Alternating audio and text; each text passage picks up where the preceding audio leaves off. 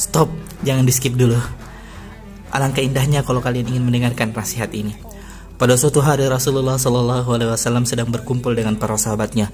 Di tengah perbincangan dengan para sahabat, tiba-tiba Rasulullah SAW tertawa ringan sampai terlihat gigi depannya. Umar radhiyallahu anhu yang berada di situ bertanya, "Apa yang membuatmu tertawa, wahai Rasulullah?" Rasulullah SAW menjawab, "Aku diberitahu malaikat bahwa pada hari kiamat nanti ada dua orang yang duduk bersimpuh sambil menundukkan kepala di hadapan Allah Subhanahu wa taala. Salah seorang mengadu kepada Allah sambil berkata, 'Ya Rabb, ambilkan kebaikan dari orang ini untukku, karena dulu ia pernah berbuat zalim kepadaku.' Allah Subhanahu wa taala berfirman, 'Bagaimana mungkin aku mengambil kebaikan saudaramu ini, karena tidak ada kebaikan di dalam dirinya sedikit pun.' Orang itu berkata, 'Ya Rabb, kalau begitu biarlah dosa-dosaku dipikul olehnya.' Sampai di sini mata Rasulullah berkaca-kaca.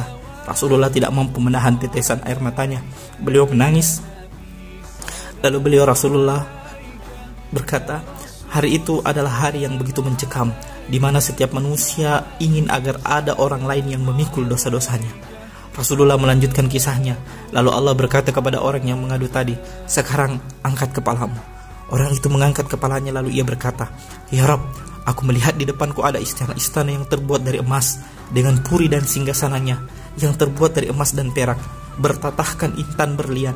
Istana-istana itu untuk nabi yang mana ya Rabb? Untuk orang siddiq yang mana ya Rabb? Untuk syuhada yang mana ya Rabb?' Allah berfirman, istana itu diberikan kepada orang yang mampu membayar harganya. Orang itu berkata, 'Siapakah yang mampu membayar harganya ya Rabb?' Allah berfirman, 'Engkau pun mampu membayar harganya.' Orang itu terheran-heran sambil berkata, 'Dengan cara apa aku membayarnya ya Rabb?' Allah berfirman, 'Caranya engkau maafkan saudaramu yang duduk di sebelahmu, yang engkau adukan kezolimannya kepadaku.' Orang itu berkata, 'Ya Rabb, kini aku memaafkannya.' Allah berfirman, 'Kalau begitu gandenglah tangan saudaramu itu dan ajak ia masuk ke surga bersamamu.' Setelah menceritakan kisah itu, Rasulullah SAW berkata, 'Bertakwalah kalian kepada Allah dan hendaklah kalian saling memaafkan, saling berdamai. Sesungguhnya Allah mendamaikan persoalan yang terjadi di antara kaum muslimin.' Kisah ini terdapat dalam hadis yang diriwayatkan oleh Imam Al-Hakim dengan sanad yang sahih. Saudara dan sahabatku yang tercinta, amalan hati yang nilainya tinggi di hadapan Allah adalah meminta maaf, memberi maaf, dan saling memaafkan.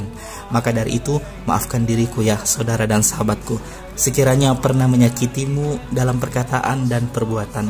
Semoga kita bersama-sama masuk ke dalam surganya Allah Subhanahu wa taala. Amin ya rabbal alamin.